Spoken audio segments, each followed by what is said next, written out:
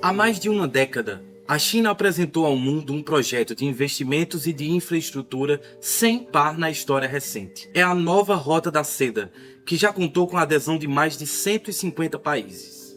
A iniciativa movimenta cifras volumosas em uma tentativa do governo Xi Jinping de aproximar a China do restante do mundo. Agora, os chineses querem contar com a adesão do Brasil. Os chineses querem discutir conosco a Rota da Seda, nós vamos discutir a Rota da Seda. Nós não vamos fechar os olhos, não. Nós vamos dizer o que tem para nós. Não pense que quando eu falo da China eu quero brigar com os Estados Unidos. Pelo contrário, eu quero os Estados Unidos do nosso lado, tanto quanto eu quero a China.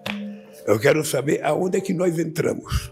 A ideia é que o projeto esteja concluído em 2049, o ano do centenário da República Popular Chinesa. A proposta ganha cada vez mais adeptos, mas não deixa de levantar dúvidas sobre quais meios pretende utilizar para transformar as relações diplomáticas entre a China e os demais países. O que exatamente é a tal nova Rota da Seda? E o Brasil? Como pode se beneficiar nessa história?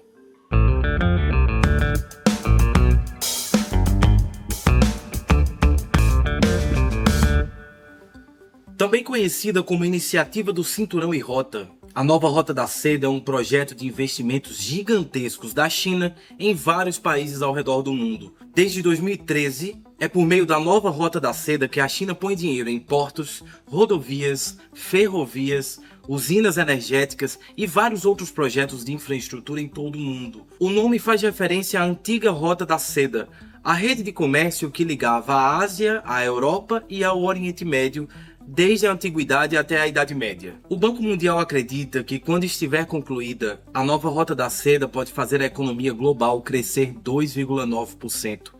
Estudiosos também dizem que o projeto pode inserir 7 trilhões de dólares na economia do mundo todos os anos até 2040. Catapultada por investimentos do Estado chinês, a nova Rota da Seda já investiu mais de 1 trilhão de dólares desde que começou.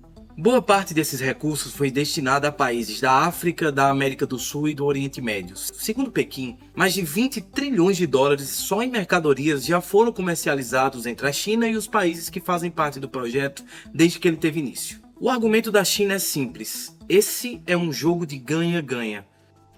Então a gente tem um conjunto de países na própria Ásia, na América Latina e na África que não teriam capacidade, um montante de recursos de capital para poder investir em determinados setores, e aí entra esse capital de investimento chinês.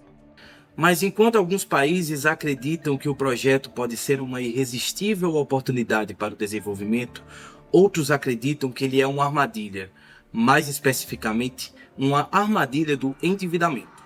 Isso acontece porque a China, ao investir em países pobres ou em desenvolvimento, pode tornar esses mesmos países seus dependentes. Não há clareza, por exemplo, sobre quais taxas de juros são utilizadas nos financiamentos chineses, nem como a China pretende cobrar os países que estão em atraso. E é aqui que a nova Rota da Seda deixa de ser apenas um projeto econômico e passa a ser uma ferramenta para ampliar a influência diplomática chinesa. O projeto tem basicamente dois caminhos. O primeiro é econômico e o segundo é político. Ao exportar infraestrutura e recursos, a China conecta os demais países em torno dos seus anseios geopolíticos. Desde que começou, o programa é o carro-chefe da diplomacia do governo Xi Jinping. Mas no final das contas, será que a nova Rota da Seda é o grande projeto hegemônico da China?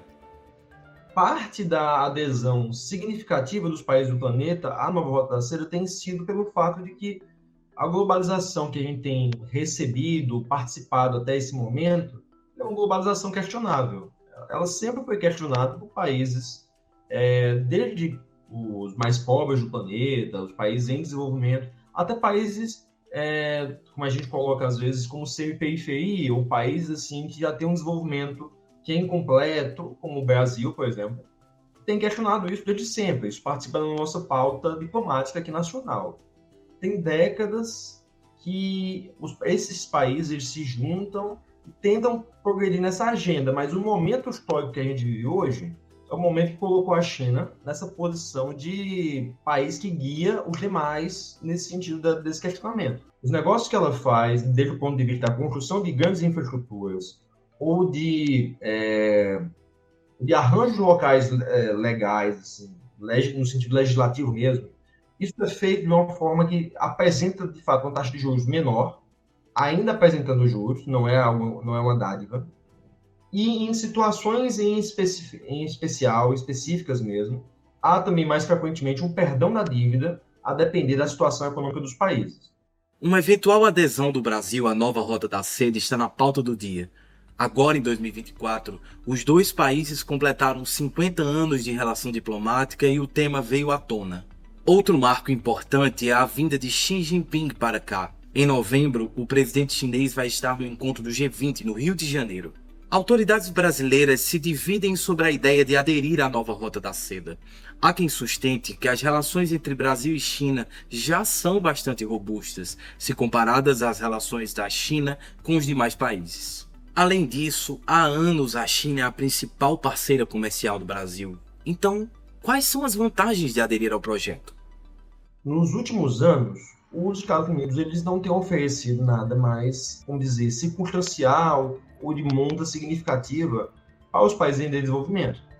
Na verdade, a atuação americana diplomática ela tem implodido algumas organizações que eles mesmos estão acostumados a gerir com maior facilidade. A agenda diplomática brasileira foi muito prejudicada nos anos 2000 e 2010, por exemplo, com as negociações comerciais basicamente barradas na OMC pela atuação americana. Então, um posicionamento maior que seja de aproximação com os chineses pode fazer o governo americano oferecer algo também. E isso pode ser algo benéfico para o Brasil. A China tem um mecanismo de criar amplitude para o Belt and Road, em que ela agora está começando a segmentar os setores e para onde que vai o capital. Então a gente já tem um Belt and Road de saúde, a gente já tem um Belt and Road digital, a gente tem um Belt and Road de infraestrutura. A gente ainda tem aqui no Brasil uma carência grande de investimentos em alguns setores que são extremamente básicos. Então eu acredito que o capital chinês seja um capital que vale a pena. A nova Rota da Seda tem a ver com a maneira como a China quer ser vista no mundo. O projeto coincide com as ambições do país asiático, que há anos tenta fazer frente aos Estados Unidos no tabuleiro da geopolítica. Os próximos tempos devem mostrar como o Brasil deve se mover nesse jogo.